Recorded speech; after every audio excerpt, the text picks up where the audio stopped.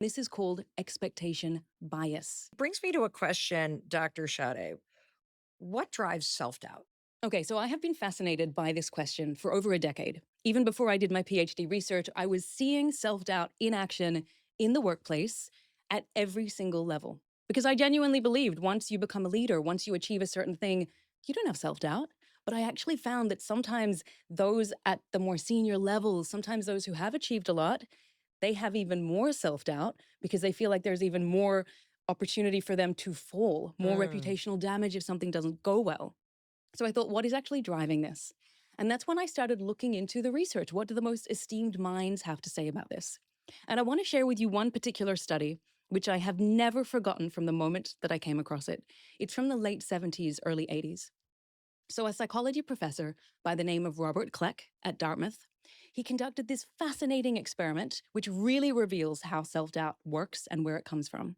He brought people together, and with one group, he drew a scar on their face, on the right side of their face between their ear and their mouth.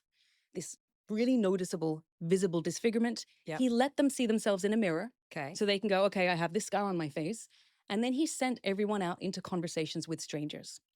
Now, after the conversations, he then asked everybody, how did you feel the conversation went? The group without the scar felt like it was a fine conversation. Yeah. The group with the scar reported feeling judged.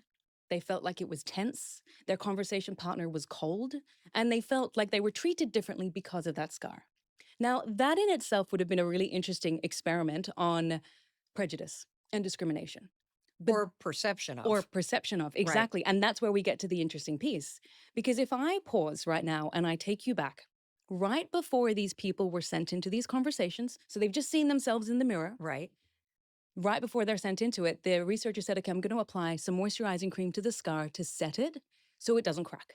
Okay. What was done though was the scar was removed entirely. Whoa. There was no scar.